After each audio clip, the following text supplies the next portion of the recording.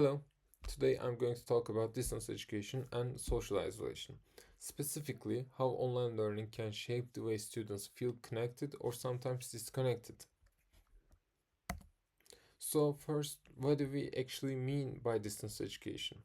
Basically, it's any learning that happens when students and instructors aren't physically in the same place. That includes live online classes, recorded lectures, hybrid courses, and fully remote programs. Over the past few years, distance education has gone from a niche option to something almost every student has experienced.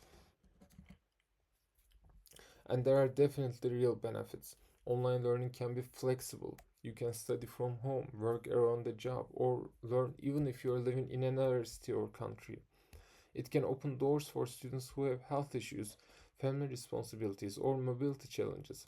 And in some cases, it can even reduce costs like commuting or housing. So, distance education isn't bad. In fact, many students, it's the only way education is realistically possible. But at the same time, there's another side to it, and that's social isolation. So, what is social isolation? It's not just being physically alone, it's more about lacking meaningful social contact or connection. Someone can be surrounded by people and still feel isolated, or they can spend lots of time alone but still feel socially fulfilled. What matters is whether you feel connected, supported, and you feel like you belong. And this is where distance education can become complicated. In a traditional classroom, a lot of social interaction happens without us really thinking about it. You chat before class, you whisper to the person next to you, you bump into classmates on the way out, you stay behind to ask the professor a question, you work together on a group projects in person. But in online learning, many of those little moments disappear. In distance education, interaction is scheduled and structured like discussion forums, breakout rooms, or chat boxes. And once the meeting ends, everyone just logs off. There's rarely any hangout time.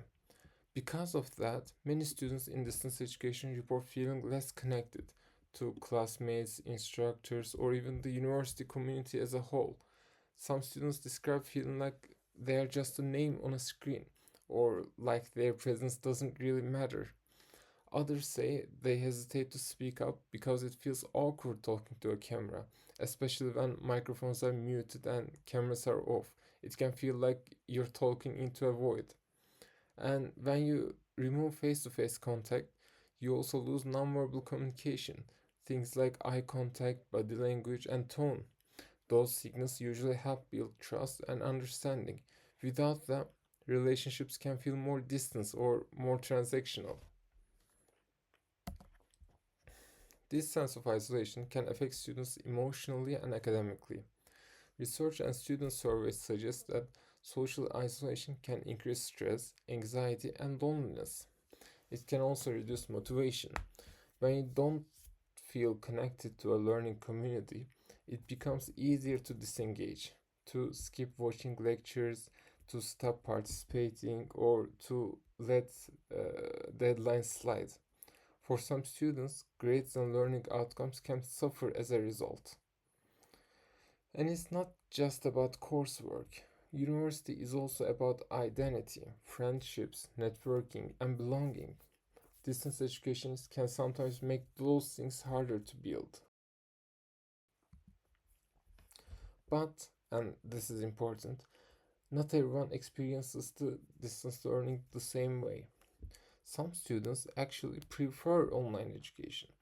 Introverted students, students who experience social anxiety, or students who felt uncomfortable in traditional classrooms sometimes report feeling safer and more relaxed when learning online.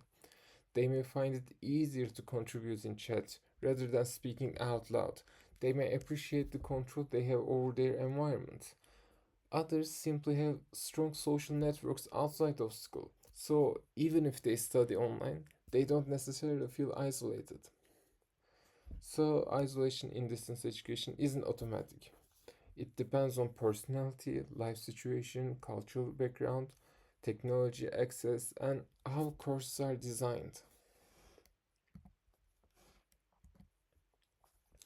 That brings us to a key point. The real issue often isn't distance education itself, it's how it's implemented. If online learning is basically watch videos alone and submit assignments, then yes, isolation is likely. But if online learning intentionally builds interaction and community, the experience can be very different. There are a lot of strategies that educators and institutions can use to reduce isolation, such as encouraging collaboration rather than purely individual work, using breakout rooms or small groups that meet regularly, creating opportunities for informal conversation, or designing discussion activities that feel meaningful rather than forced. Also, simple choices like learning students' names, inviting questions, or encouraging peer feedback can make students feel more seen. And students themselves also play a role. If you're learning online, it can really help to establish a study routine, introduce yourself to classmates, join online study groups or university clubs, stay in touch with friends and peers, or just balance screen time with real world interaction. Sometimes it takes a bit more intentional effort to maintain social connection when you're not physically on campus. So, where does this leave us? Distance education has transformed access to learning. It can make education more flexible, more inclusive, and more adaptable to modern life.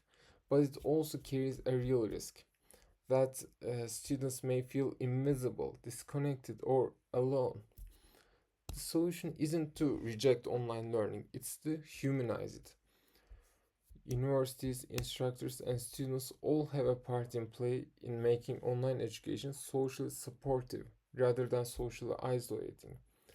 When we design online learning with connection in mind, not just content delivery, we can preserve the benefits while reducing the downsides. Thank you for listening.